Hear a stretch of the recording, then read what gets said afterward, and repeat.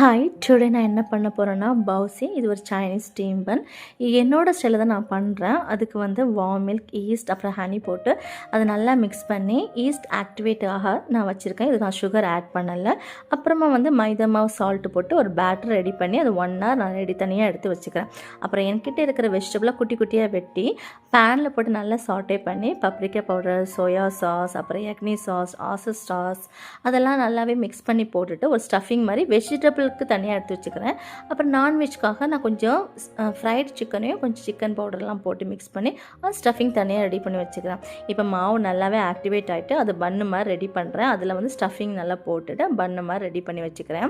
இதில் வந்து நான் ஒரு ஃபோக் வச்சு சும்மா ஒரு டிசைனுக்காக பண்ணேன், ஏதோ வந்திருக்கு. அப்புறம் எள் இருக்கு இல்லையா, வெள்ளை எள், கருப்பு எள், சீசேம் சீட் அதை நான் கொஞ்சம் அழகுக்காக போட்டு வச்சுருக்கேன். இட்லி குக்கரில் 10 to 15 minutes ஸ்டீம் பண்ணி எடுத்து வச்சுக்கிறேன். நான்வெஜ் தனியாக வெஜ் தனியாக நல்லா ஸ்டீம் பண்ணி எடுத்துக்கிறேன்.